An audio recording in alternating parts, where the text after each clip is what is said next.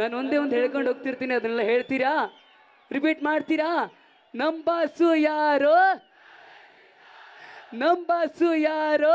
Challenging star boss boss boss boss boss boss boss ಗೊತ್ತು, ಇಡೀ ಪ್ರಪಂಚಕ್ಕೆ ಗೊತ್ತು. ಅನ್ನನ ದ್ಯಾವ್ರು ಅಂತ ಕರೀತಾರೆ. ಆ ದ್ಯಾವ್ರನ್ನೇ ಸೃಷ್ಟಿ ಮಾಡುವಂಥ ರೈತ ಮಾತ್ರ ಸಾಧ್ಯ ಅಂತ ರೈತರ ದಿನಾಚರಣೆಗೆ ಹಾಡನ್ನು ಬಿಡುಗಡೆ ಮಾಡ್ತಾ ಇದ್ದಾರೆ. ಹೀರೋ ಅನ್ಸ್ಕೊಳ್ಳೋದು ಇದು ಒಂದು ಕಾರಣ. ಅದು ಡಿ ಬಾಸ್ ಹತ್ರ ಇದೆ. ಆ ಗುಣಕ್ಕೆ ನಮ್ಮೆಲ್ಲರ ಸೆಲ್ಯೂಟ್, ಸಾಷ್ಟಾಂಗ ನಮಸ್ಕಾರಗಳು. Thank you so much. ನಿಜವಾಗ್ಲೂ ಈ ದೊಡ್ಡ ಕಲಾವಿದನಿಗೆ ಬಲಿ ಜೋಜ್ ಚಪ್ಪಾಳೆ. ಇಲ್ಲ ಅಣ್ಣ, ಆ್ಯಕ್ಚುಲಿ ಡಿ ದೇವ್ರ ಮುಂದೆ ಭಕ್ತರು ನಾವಿದ್ದೀವಿ.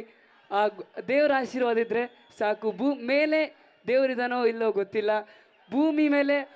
ಭೂಮಿಗೆ ಬಂದ ಭಗವಂತ ಆಗಿದ್ರೆ ನಮ್ಮ challenging star D boss Darshan sir ಅವರು ಮಾತ್ರ. ಇದು 100% ಗ್ಯಾರಂಟಿ. ಬಟ್ ಅವ್ರು ಅದನ್ನೆಲ್ಲ ಅಂತಾರೆ, ಇದನ್ನೆಲ್ಲ ಯಾಕ್ರಯ್ಯ ಅಂತಾರೆ. ಅವ್ರಿಗೆ ಗೊತ್ತಿಲ್ಲ ದೇವ್ರೇನೆ. ನಿಜವಾಗ್ಲೂ ಅದೇ ಹೇಳ್ತಾ ಇದಾರೆ ಅವ್ರು ಅಲ್ಲಿಂದ. ನಿಮ್ಮನ್ನ ಅವ್ರು ನೋಡಿದವ್ರೆ ಎಕ್ಸಾಕ್ಟ್ ರಿಯಾಕ್ಷನ್ ಸಿಗ್ತಾ ಇದೆ ಅಲ್ಲಿಂದ. ಇಲ್ಲ ಬಟ್ ನಿಜವಾಗ್ಲೂ ನಿಮ್ಮ ಥರನೇ ಇಲ್ಲಿ ಇರೋಂಥ ಸಾಕಷ್ಟು ಜನ ಸೆಲೆಬ್ರಿಟೀಸ್ ಅದನ್ನೇ ಹೇಳೋದು. ಏನಂತೀರಪ್ಪ?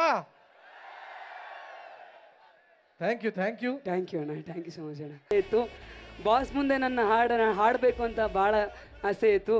ಬಟ್ ಈ ವಿಷಯದಲ್ಲಿ ನಾನು ರಕ್ಷಿತಾ ಮ್ಯಾಮ್ನ ತುಂಬ ನೆನೆಸ್ಕೋತೀನಿ. ರಕ್ಷಿತಾ ಮೇಡಮ್ ಜೊತೆ ನಾನೊಂದು ಹಂಚ್ಕೊಂಡಾಗ ಆಗ್ಲಿ ಕಣೋ ದರ್ಶನ್ ಸರ್ ನಾನು ಮೀಟ್ ಮಾಡಿಸ್ತೀನಿ ಅಂತ ಅಂದರು. ಒಬ್ಬ ದೇವ್ರನ್ನ ಮೀಟ್ ಮಾಡಿಸ್ತಾರೆ ಅಂದರೆ ತುಂಬ ಹೃದಯದ ಧನ್ಯವಾದಗಳು ಅಕ್ಕ. Thank you so much.